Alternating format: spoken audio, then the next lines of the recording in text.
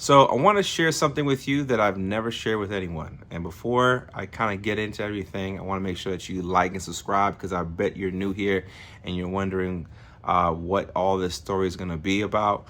But you're in the right place if I'm talking about hazing and fraternities and how, my experience and how that happened for me and what you can do to just make sure you protect yourself and be aware is so important. So you don't want to go anywhere.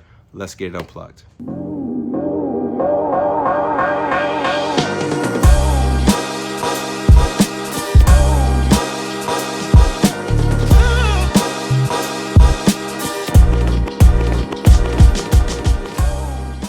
So I want to get into this topic and be as really focused on making sure that you can make your best decision. And first, before I kind of go into things, I can't share the specific school and I cannot share the specific fraternity as far as how this came about. As far as that goes, I can share that. But anything in regards to specific names, the school, and the organization to which this happened, I cannot disclose, and that's just some legality stuff. But what I will say is this: I went to a HBCU in Virginia. Okay, I went to an HBCU in Virginia, and at that school, I went to another school, and I dated someone who was the sister sorority to this fraternity. And so while I was dating her, I got to see firsthand some really good camaraderie, right? Which is everything that you're probably going to be excited if you're in college, or from what you remember about being in college, what that feels like.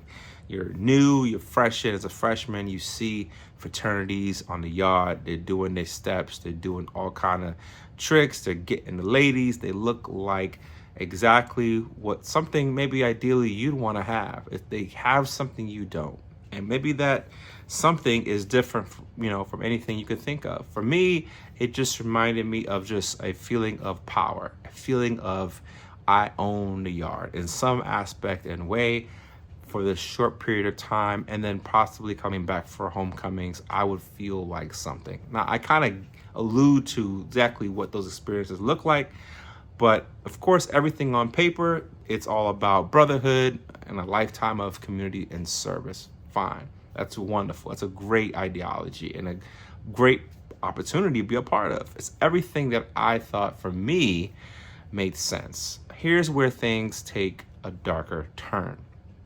I expressed my interest once I left the prior school and went to this newer school, bigger school, a lot more of an experience as far as in terms of opportunity.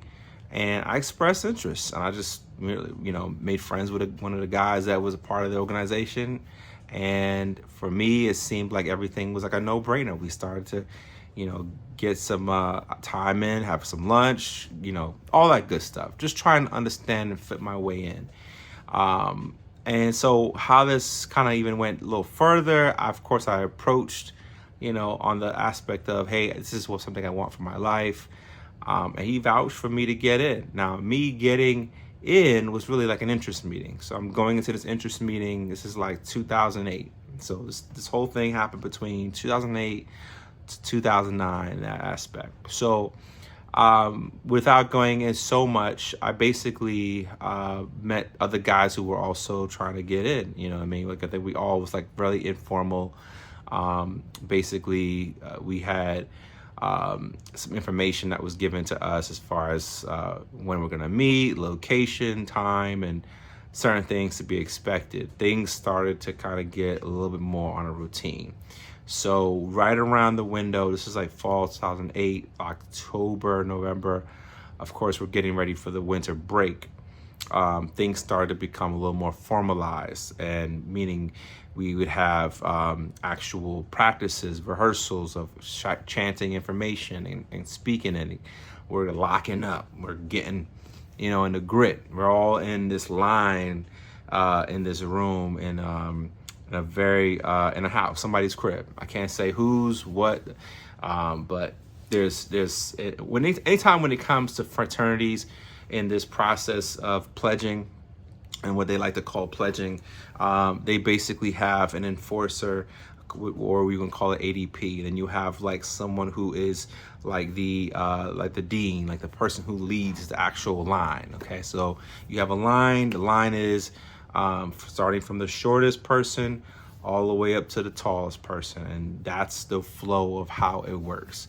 And the aspect of that why that matters is the fact that basically it's just the way how the lineup goes. I can't go too far into that, but you're locked up together as in brotherhood. So the aspects of it is great, while the aspects or the symbolism of it is wonderful. A lot of the actions taken against you are detrimental, and it's really supposed to be a place for you to really be broken down and built right up.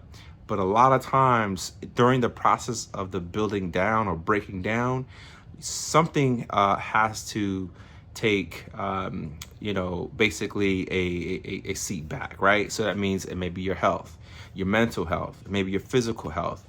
It might be your eating habits. So things that you would normally necessarily care about gets pushed back. And the only thing that becomes clear in your mind and what you're thinking about is, how can I finish into this program and become the person that I seen on the yard, wearing the regalia, the paraphernalia, getting all the girls, looking like somebody special, having these friends or groups of what we call brothers or sisters, if you're a sister watching this. How can I be a part of that? And how can I feel good about that? Well, all of those things were in my mind prior to taking this winter break. And so I was willing to to put myself amongst, guys that I felt like, hey, I was safe with, that would basically take me into the next level and put me onto this journey. So long story short, the last night before essentially we kicking off the break, things happen. We had people that came in, alumni that, kind of thrashed us around, anywhere from hitting us, slapping us around, those things like that. And there were hints from the leader, or like I said, the dean, the person who's kind of run the group, like, you're gonna get your ass beat. You're gonna get this wood. You ready for this wood? So when someone says, get ready for this wood, how about I just show you? How about I just show you? Hold on a second. Okay. I said I was going to show you, right? So this is an example of what that wood or actual fraternity. It's been dusty because I didn't pull this out in a while, and I was going to use this in terms of a book cover to talk about my experience. But anyway, this particular wood is an example of what was used, or what would be used to slap you behind your ass. Your ass is all red and fucked up and you can't move, for hours. That's exactly what I endured. When I came back from winter break, of course, I was feeling very hesitant about how this experience might be, because prior to this winter break, we were doing calisthenics, working out, all kind of things together. We were sent on missions to be able to do certain things. Some things may look like moving some furniture for some of the alumni brothers that were part of this organization. Some of those things look like being able to maybe get food for a brother or whatever, then bring it back to his house. All kind of like weird service-based tasks, right? Now, as I'm going into the next phase of things, right? So as far as like coming back from winter break and getting into the full nitty gritty, what I experienced was a very fast, progressive, right into the fire situation, if you will. The nights became longer. Standing up, all night was a real thing. Getting hit by this wood upwards of 25 to 50 times or more per night was very much a thing. Being able to pass down an egg, from the smallest guy, I'm gonna talk about that line, the smallest guy down the line, all the way to the tallest man in the line. Anything you could think of, the most disturbing things, as far as even something as crazy as having hot sauce poured on your genital area, whatnot. A lot of pervasive stuff, a lot of stuff that just necessarily didn't make sense. We started off in one point, what we call a certain stage. And so you have a certain stage, I can't name that, but you have another stage that gets to, I can't name that either, but that next stage, to get to that initiation of that night and experience, you're slapped repeatedly by many different grown ass men that want to see you quit, essentially, but want to also pass down an experience that they had when they were in college at one point, right? Maybe it have been 2 years ago, a year before that, maybe years ago before that, whatever. I don't know. Okay. I can say that it becomes even more strenuous, more of an attack on your body than you can ever imagine.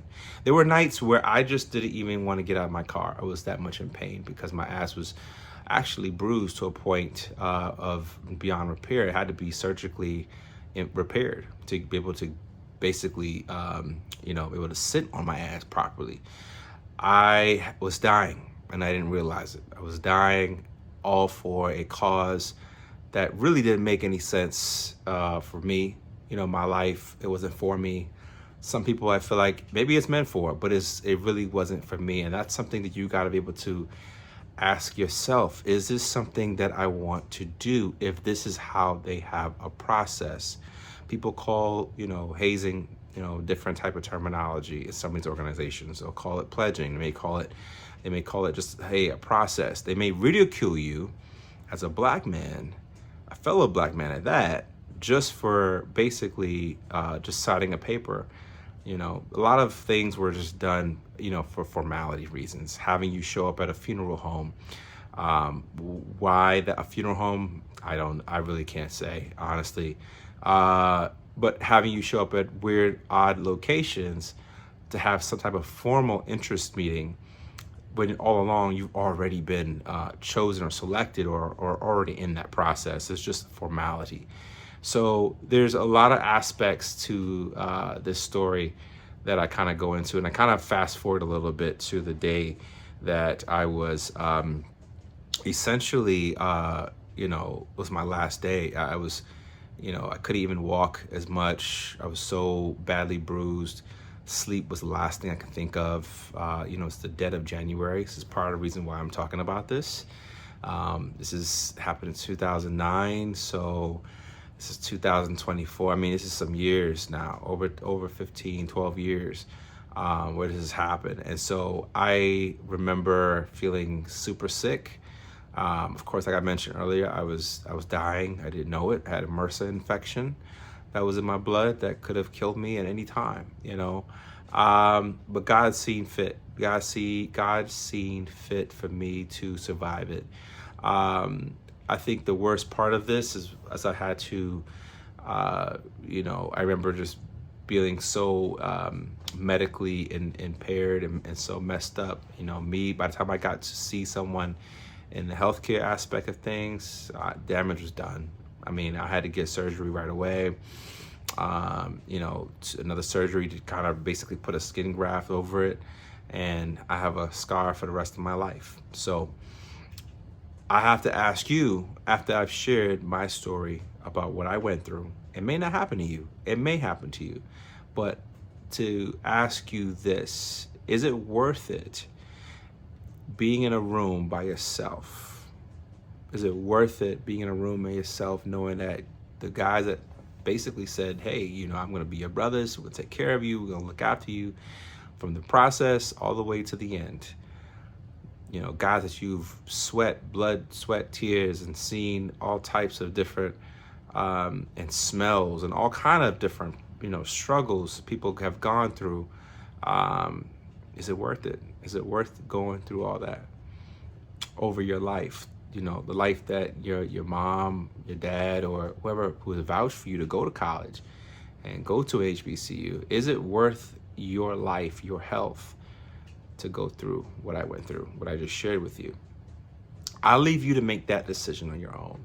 But I would want to tell you, like I would tell my own kids, if I had kids, is to think of your life, because that is so much more worth it. I look past that situation, and doing this video is therapy for me. It's therapy in knowing that maybe I can help you. Maybe I can help someone who has thought about crossing those burning sands, who has thought about joining a fraternity or a sorority and be something that's a part of this greater world mission, and do something wonderful for their life with this organization, to be or feel like there's something on campus when they don't feel like they're much of anything. I've seen people, men who maybe, weren't much of a face on the yard, maybe didn't have much personality.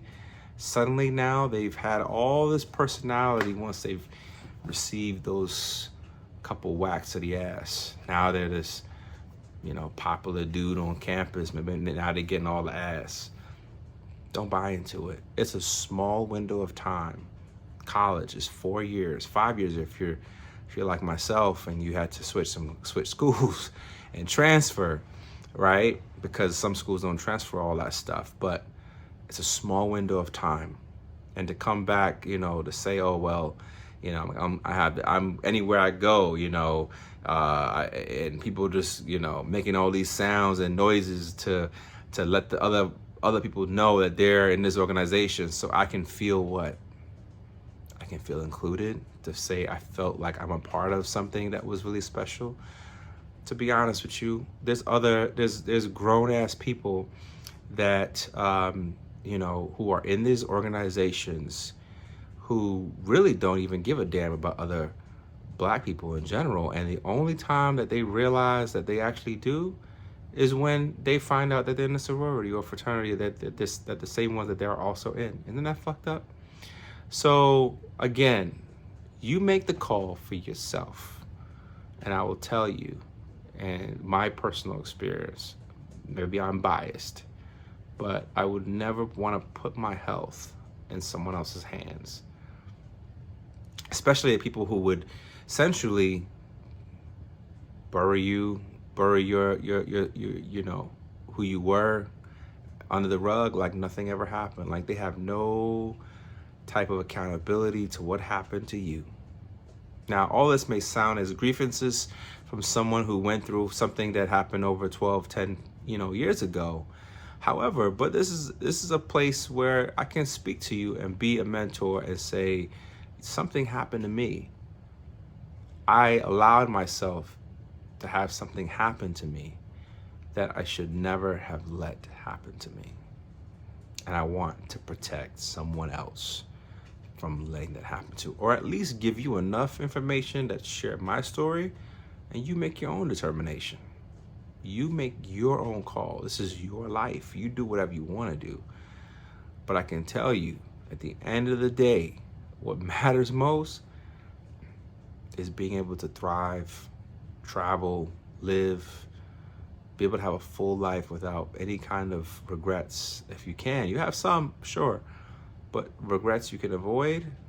That's one experience I can tell you, if I could have saved it for my life, I would have. Anyway, that's my take. I hope this video was insightful, gave you something to think about.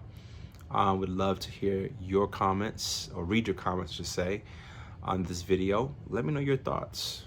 You can say whatever you want to say. If it's a negative thing, I've heard it all.